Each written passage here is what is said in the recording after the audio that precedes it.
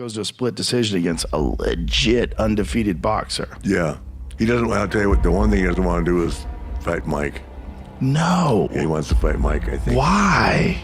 I don't know. I don't give a if he's 55. Yeah. That's still Mike Tyson. Mike's in good shape, too. You can love Jake Paul. You can hate him. But you can't argue with the fact that this guy is really good. Despite his late start and no apparent reason to perform in the ring, he continues to progress and win. But it seems that this time, the problem child has bit off more than he can chew. I'm talking about Iron Mike Tyson, who is coming out of retirement to teach the new generation a lesson. Friends, in today's video, I'll tell you about 5 reasons why Mike Tyson will destroy Jake Paul. Please don't forget about the likes, comments with 4 words, and subscribe to the channel. Here we go. He's gonna hang on, or they'll stop the fight. There he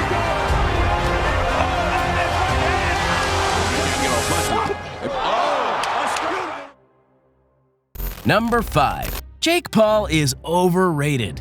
To date, Jake has had 10 professional fights, and for a guy who started boxing just for fun, his record of 9-1 looks simply great. On the other hand, the opponents he has defeated to achieve all these victories are, to put it mildly, questionable. In his debut, the favorite of American schoolchildren fought against another blogger and won by technical knockout.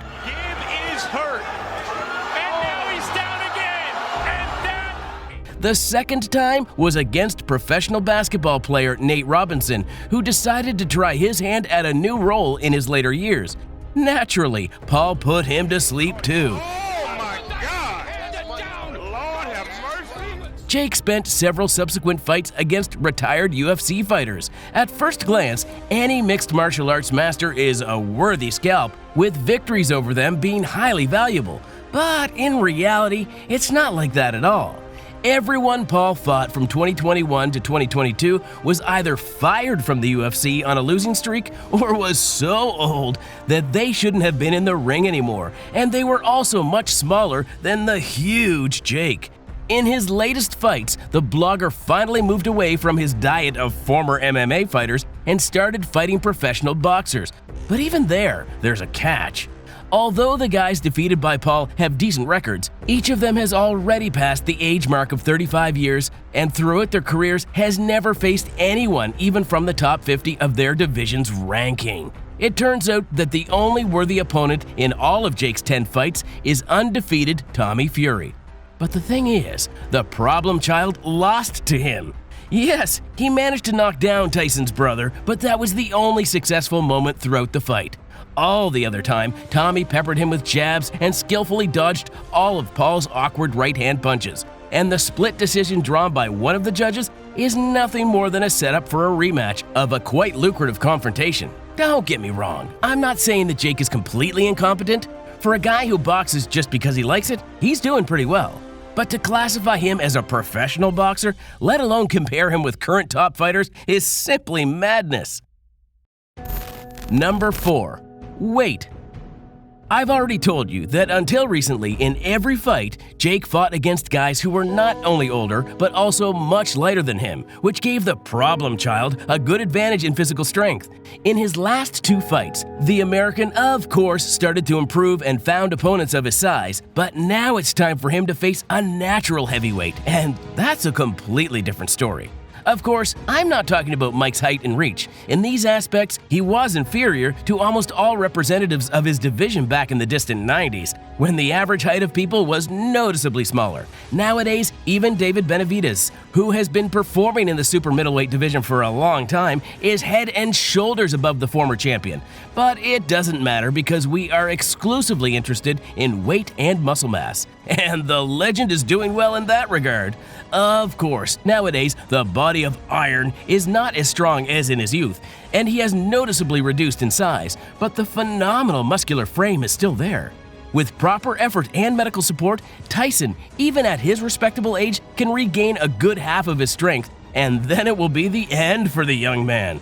Why am I so sure that without the advantage in weight and power, it will be the end for Paul? The fact is that physical superiority is one of the pillars on which Jake's style is based. With the help of strength, he compensates for the acute lack of skills and experience, can try to press the opponent to the ropes or not let him escape.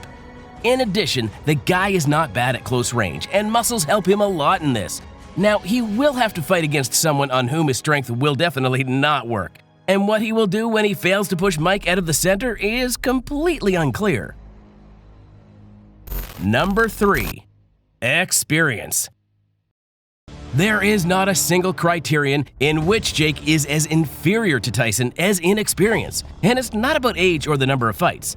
In general, I find it strange to assess a boxer's experience solely based on the number of performances, as it's much more important who these fights were against.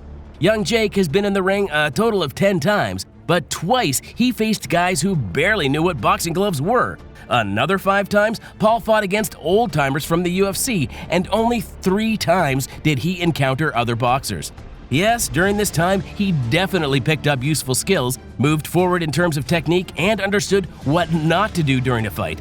But comparing this sandbox play with what Mike Tyson went through is simply impossible.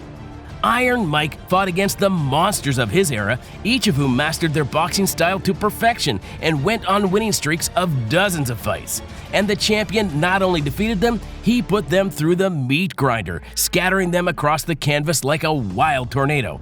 And what about the awesome fights Mike had even before the title run? With the Terminators he had to fight after prison?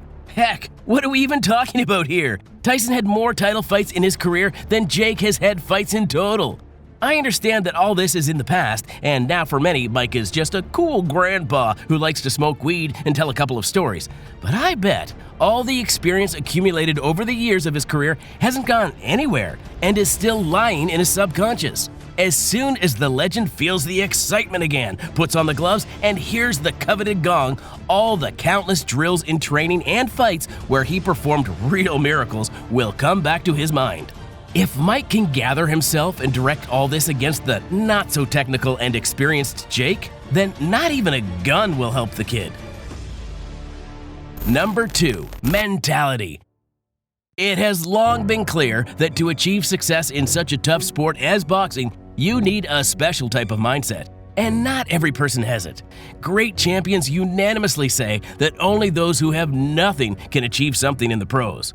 Guys who grew up in poverty or crime, struggling for life and a roof over their heads. Only they can have enough resilience, anger, and strength to go through all the trials and become truly top athletes. Mike Tyson was one such person in his time.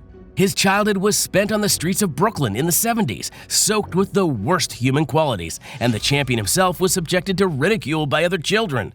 At some point, the suffering reached its peak, and Mike snapped, starting to beat everyone left and right. Thanks to this, he ended up in a juvenile correctional facility where he met his first coach and later got acquainted with Cus D'Amato. Fate tempered the guy and gave him the only chance to channel his aggression in the right direction, and as we know, he took full advantage of it. And what can we say about Jake's mentality? Honestly, I can't understand his motive for boxing and performing as a pro. Unlike Tyson, Paul's childhood was without any suffering and hardship.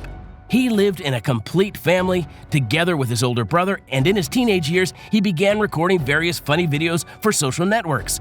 It was these clips that brought him and Logan their first popularity. And then this story with boxing began. I could assume that the problem child's motivation is exclusively big money, but with his popularity and income from various content on the internet, it's hard to believe.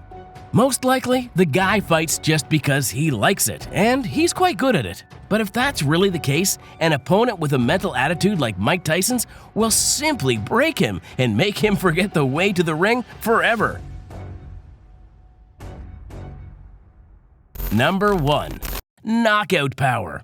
Obviously, no matter how pumped and prepared a person is, at 57 years old, they can't have normal cardio. And Mike will only last a couple, well, maybe 3 rounds of active work, after which he will start to slowly fade. On the other hand, we are talking about Iron Mike, and he doesn't need a lot of time. A second is enough, or rather one not necessarily accurate hit. In his prime years, Tyson almost alternately scored knockouts in the first round, and it didn't matter to him how strong the opponent in front of him was. A lot of time has passed since then, and Mike's hands are probably not as fast, and the strength in them has diminished. But the situation has changed in his favor. Instead of gigantic Frank Bruno or Tyrell Biggs, who knew how to box, now in front of him will be an ordinary, not very big guy who has never taken a punch from a real heavyweight. And it's incredibly important to understand how hard your opponent can hit. It's one thing to take punches from retired middleweights from the UFC or Tommy Fury, who hardly works with anything other than a jab. But it's a completely different thing to get caught by a punch or even a combination from one of the hardest hitting punchers in the history of the sport. What if it's not all bad and Jake survives the veteran's initial onslaught without taking any serious punches? After all, he's young, fast, and has more or less learned how to defend himself. If you're a Paul fan and thought exactly that, then I have some bad news for you.